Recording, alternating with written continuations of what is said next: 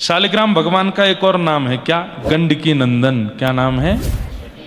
हाँ, क्योंकि गंडकी जो थी ये पूर्व जन्म में एक वैश्या थी और किसी कारणवश मजबूरी में वो कार्य हुआ होगा।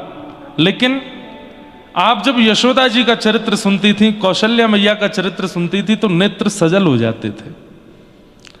दुनिया की भावना रहती है कि वो परमात्मा मुझे प्रियतम रूप में मिले, लेकिन गंडकी जी अपने पूर्व जन्म में, मुझे नाम स्मृति में नहीं आया, कल पता चलेगा तो मैं बताऊंगा, अपने पूर्व जन्म में ठाकुर जी को यही प्रार्थना करती थी कि नाथ जय, जो सुख आपने यशोदा को दिया, जो सुख आपने कौशल्या को दिया, वो सुख मुझे भी दो, मैं भी आपको गोद में खिलाऊं।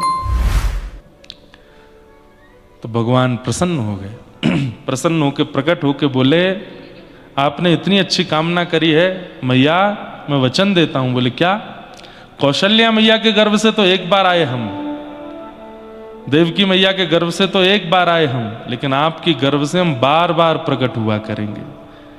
कालांतर में हमारे रास विहार के समय, ध्यान से सुनिए, जब हम किशोरी जी के साथ रास विहार कर रहे होंगे, जब हम सियाजू के साथ रास विहार कर रहे होंगे, रास करते करते करते करते करते करते जब हमारे श्रम जल यहाँ, इसको गंडूश बोलते, वैसे कुल्ला मतलब मुंह भर के ऐसे कुल्ला करना, उसको गंडूश कहते हैं।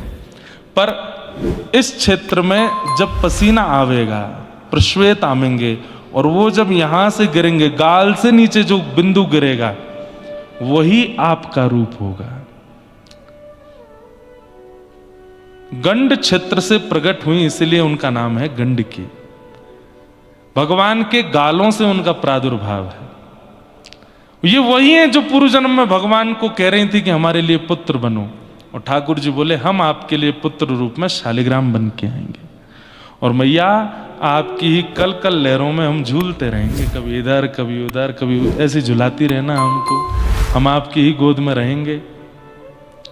तो मैया की इच्छा पूरी करके यहाँ गंडकी मैया प्रकट हुई, भगवान के गालों से प्रकट हुई, और प्रश्वेत का बिंदु है, पसीने के बिंदु, और उससे गंडकी मैया, और इन्हीं के भीतर से शालिग्राम भगवान, जो इनको वरदान दिया था उस भाव से।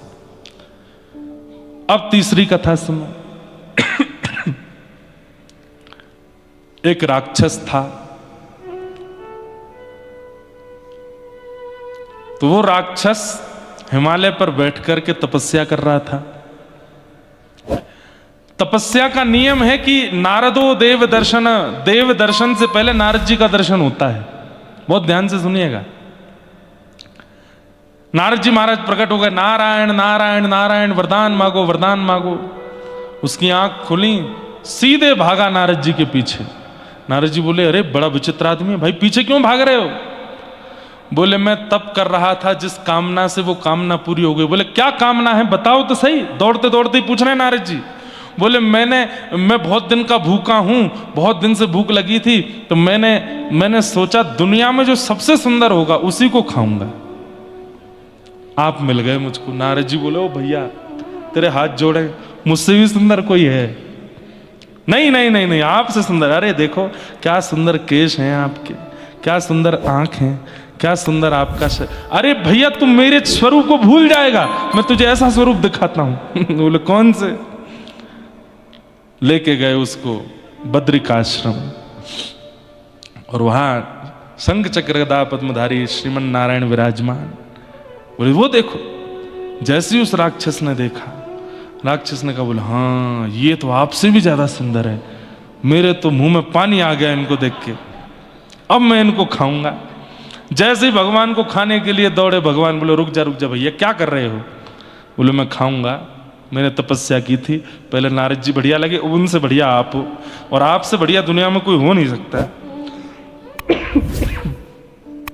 ठाकुर जी बोले देखो मैं तुमको रोकूंगा तो नहीं, तुम खाना चाहो तो खा लो, पर इतनी सारी सिद्धियां, योगनियां और देवी देवता मेरे चारों तरफ रहते हैं कि तुमने मेरे शरीर का स्पर्श भी किया ना तो जल के भस्म हो जाओगे। इसलिए खाना बहुत दूर की बात है। मेरी इच्छा कैसे पूरी होगी, मेरी तपस्या विफल हो जाएगी? नहीं तो बताओ तो इसको खाऊं? नारद जी हाथ जोड़े पीछे खड़े हैं। मुझे बताइए क्या कर सकता हूं? तो भगवान बोले तुम चिंता नहीं करो। बोले क्या, कैसे होगा? बोले तुम एक देखो, तप करके तुमने परमात्मा को ही खाने की इच्छा रखी है तो ये अपराध किया है, और इस अपराध के कारण तुम एक कीड़ा बनोगे, और कीड़ा बन के तुम पहुंच जाओगे गंडकी में, और वहां जब जब मेरा स्वरूप तुमको मिलेगा, अनेक पत्थर होंगे उसमें, लेकिन और किसी में तुमको स्वाद ही नहीं आएगा। सबसे सुंदर शालिग्राम शिला वो जैसी मिलेगी तुम उसको काटा करोगे, खाया करो, खूब प्रेम भर के हमको खाओ, बढ़िया सुंदर चक्र आकृति बनाओ, गणेश आकृति बनाओ, शिव आकृति बनाओ, जगन्नाथ आकृति बनाओ, जैसे तुम्हारा मन करे खाते रहना। तो वही राक्षस कीड़ा बन के गंडकी में आ गया, और किसी पत्थर को नहीं खाता है वो केवल शालिग्राम भगवान के पास जाता है और उनके भीतर जाके कहीं कहीं नृसिंह बना देता है, कहीं कहीं चक्राकृति बना देता है, कहीं पर राम दरबार, हमारे पूज्य मल्लुपीठ वाले महाराज जी की सेवा में राम दरबार है शालिग्राम भगवान में, गणेश आकृति बन जाती है, शिव आकृति बन जाती, ऐसे आकृतियों से युक्त सुंदर सुंदर शालिग्राम भगवान की सेवा भी करता है और अपनी पेट पूजा भी करता है। एक ये कथा, इसलिए चक्राकृति बनती है। और एक बड़ी अद्भुत कथा, यहां नेपाल में एक स्थान है त्रिवेणी घाट। वहां त्रिवेणी घाट को कहते हैं कि यहां पर गजेंद्र त्रिवेणी धाम, वहां पर घाट और धाम एक ही बात नहीं हुए? अच्छा, तो वहां पर गंडकी मैया है ना, हाँ, तो नदी के तट पे तो घाट ही हो जाता है।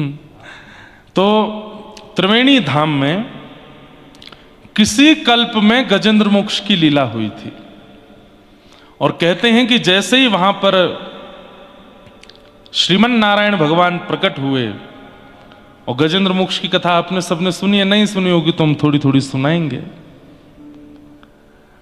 गजेंद्र का उद्धार करने के लिए जब भगवान ने सुदर्शन चक्र को छोड़ा है, तो यहीं त्रिवेणी धाम पर उस सुदर्शन ने गजेंद्र के पैर को मुख में लिए बैठे ग्राहक के मुख को विदीर्ण किया, और इतने क्रोध में आ गए सुदर्शन जी कि भगवान के भक्त को इतना क्रोध दिया, उनका वेग शांत नहीं हुआ, और पूरी गंडकी चलते चलते चलते वो दामोदर कुंड तक चलते रहे। इस बीच में जितने भी शालिग्राम शिलाएं आईं, सबका सुदर्शन जी ने स्पर्श किया, और उन सब में सुदर्शन आकृति प्रकट हो गई, इसलिए वो चक्राकृति शालिग्राम है। यह भी एक कथा बताई जाती है। कुल मिलाकर के आप जिस धाम तीर्थ में बैठे हैं, ये सामान्य नहीं है, ये अति दुर्गम और अति दुर्लभ है, सामान्यता से मिलने वाला नहीं है।